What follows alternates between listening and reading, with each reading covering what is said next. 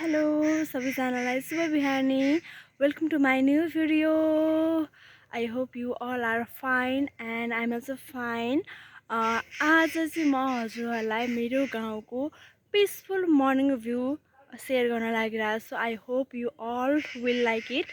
So guys, यो चाहिँ मेरो गाउँको घाम लाग्नु अगाडिको भ्यू हो. हजुरहरूले देख्न सक्नुहुन्छ. तल चाहिँ मजाले कुहिरो लागिरहेछ, एकदमै धेरै. हेर्नु न, त्यसको तलबाट ठ्याक्कै एउटा ठुलो खोला छ क्या, अनि त्यही भएर मजाले कुहिरो लागिरहेछ यति धेरै है. तोरीबारीहरू पनि छ हाम्रो गाउँमा, मजाको देखिरहेको हुन्छ. त्यो देखिरहेको चाहिँ हाम्रो स्कुल हो है गाउँको. त्यो स्कुलमा म टिचिङ पनि गर्छु है. हाम्रो गाउँ हो. हाम्रो गाउँभन्दा माथि मजाको ठुलै जङ्गल छ क्या एउटा. हेर्नु न, जङ्गल छ है. अनि ल हेर्नु त, त्यो घाम पनि आइसक्यो है, नजिक आइसक्यो है. म बाटामा आइपुग्न लागिसक्यो, त्यसैको वेटिङमा हो नि त म. अनि ल गाइस, घाम पनि ठ्याक्कै यहीँ आइपुग्न लागिसक्यो. अब झनै राम्रो, एकदमै ब्युटिफुल देखिन्छ. सो हजुरहरू सबैजनाले मन पराउनुहुन्छ भन्ने होप छ है. हेरौँ साथीहरू, यहाँ चाहिँ एकदमै चिसो छ क्या है. अनि फेरि घाम पनि लाग्दैछ नि त. अनि बल्ल त्यहाँ आइपुग्यो घाम, एकदमै चिसो छ क्या. हाम्रो गाउँभन्दा माथिको जङ्गलमा पनि मजाले घाम लागिरहेछ. अब त्यो घाम तल तल आउँछ है त साथीहरू. हेर्न सक्नुहुन्छ, हेर्नु कस्तो मजाको छ क्या. घरै माथि जङ्गल छ है, त्यही पनि राम्रो छ. घाम लाग्यो रे अब.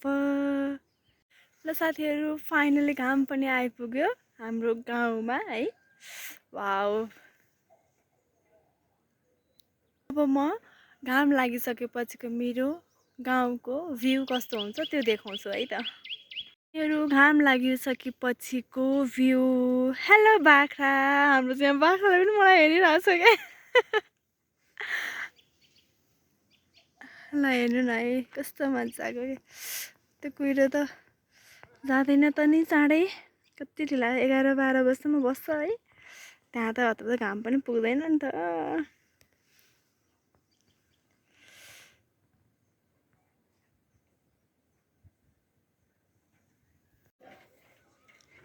घाम लागिसकेपछिको मेरो गाउँको मर्निङ भ्यू. वाउ, हेर्नु न त्यहाँ सनराइज.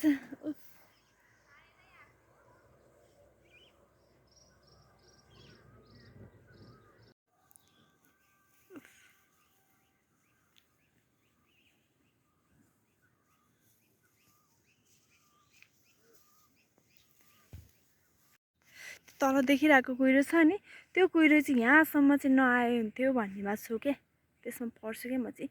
घाम नै लाग्दैन त्यो आएपछि 11-12 बजीसम्म. अनि कति धेरै चिसो हुन्छ क्या त्यो मासेर आएपछि. अनि नआओस्. त्यो कुहिरो छ नि, हेर्नु कति बाक्लो छ क्या त्यो कुहिरो.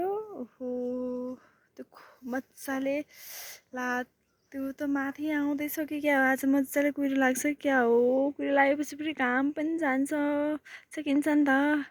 अनि फेरि चिसो हुन्छ साथीहरू.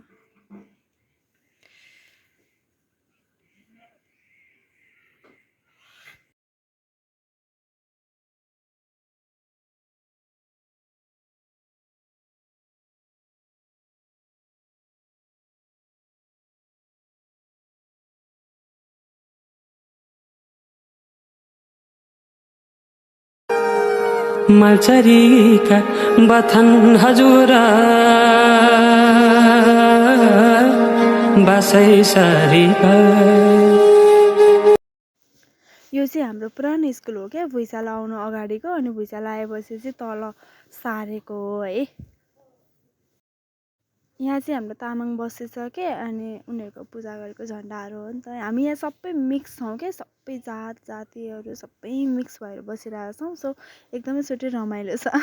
अनि सो यसरी बसिसकेपछि चाहिँ सबैको कल्चरको बारेमा बुझ्न पनि सजिलो है, सबैको बारेमा थाहा पनि हुन्छ.